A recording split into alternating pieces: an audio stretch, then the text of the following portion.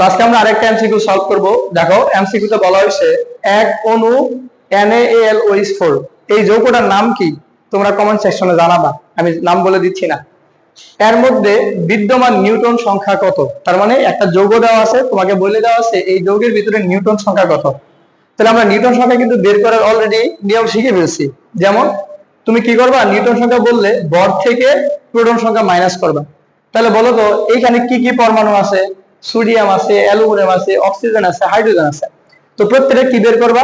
Newton সংখ্যা। ধরো আমি সোডিয়াম নিলাম, তাহলে সোডিয়ামের ভর হচ্ছে তোমার 23, তাহলে 23 মাইনাস 11 বলো কত হয়? 23 মাইনাস 11 মানে তোমার এখানে নিউটন আছে 12টা। তারপরে পরমাণু কি আছে বলো? অ্যালুমিনিয়াম, তাহলে ভর কত? 27। প্রোটন সংখ্যা কত? 13। তাহলে 27 থেকে 13 মাইনাস হলে কত আসে বলো? তাহলে 14 আসে। তাহলে অ্যালুমিনিয়ামের নিউটন সংখ্যা তোমার হচ্ছে 14। তাহলে সেম ভাবে বলো তো অক্সিজেনের নিউটন কতগুলো হবে? তাহলে ভর 16, প্রোটন সংখ্যা 8, তাহলে 16 থেকে 8 বাদ দিলে হচ্ছে তোমার 8। আচ্ছা বলো তো হাইড্রোজেনে কি কোনো নিউটন আছে?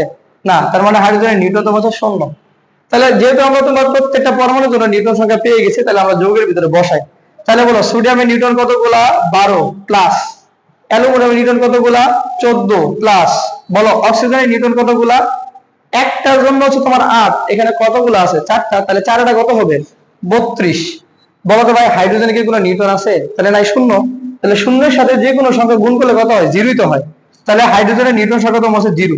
তাহলে ভাই একটু বলো এটুকু যোগ করলে ফলাফল কত আসছে? দেখো 4 আর 2 6, 6 আর 2 8, 3 আর 1 4, 4 আর 1 5, 58। তাহলে ভাই একটু বলো যে এই যৌগের ভিতরে টোটাল নিউটন কতগুলো আছে? আনসার হচ্ছে 50।